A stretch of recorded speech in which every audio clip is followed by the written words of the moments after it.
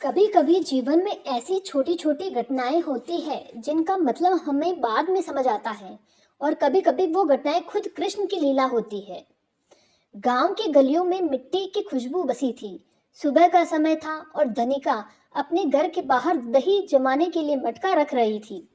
वो बिल्कुल नहीं जानती थी कि आज का दिन उसके जीवन की दिशा बदल देगा।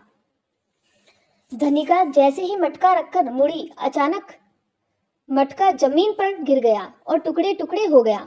वो घबरा गई, बोली, हे कृष्ण, मेरा ये आखिरी मटका था। आज तो घर में दही भी नहीं बनेगा। उसकी आंखों में आंसू आ गए। उसी वक्त एक बूढ़ी दादी वहां से गुजरी। उन्होंने मुस्कुरा कर कहा, बेटी चिंता मत कर, कभी कभी टूटी चीजें भगवान को नए रास्ते बनाने का मौका देती है। धनिका को बात समझ नहीं आई, लेकिन उसने सिर हिला दिया।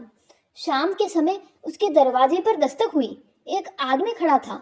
उसने कहा, बहन जी, मैंने नई मटकी भट्टी से निकाली है, अगर लेना चाहें तो बहुत अच्छी है। धनिका ने चौंक कर पूछा, पर आपको कैसे पता कि मेरा मटका टूट गया? वो आदमी बस मुस्कुरा कर बोला, कभी कभी भगवान संकेत भेज देते हैं। धनिका कुछ समझ नहीं पाई, पर उसने मटका ले लिया। अगली सुबह उसने दही जमाया और हैरानी की बात, दही इतना गाढ़ा, मीठा और जमा हुआ कि पूरी गली में हर कोई पूछने लगा, ये दही कहाँ से लाई?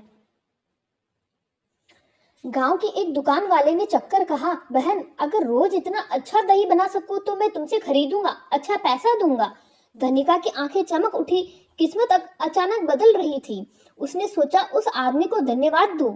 वो उसी जगह गई जहां उसने देखा था, लेकिन वहां कोई नहीं था। किसी ने बताया, बेटी, यहाँ तो कई सालों से कोई मटके बेचता ही नहीं। धनिका स्तब्ध रह गई। उसके हाथ कांपने लगे।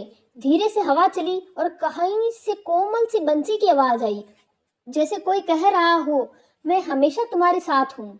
उस दिन धनिका को समझ आ गया, कभी कभी टूटा हुआ मटका भी कृष्ण के लगाए हुए वरदान का रास्ता खोल देता है।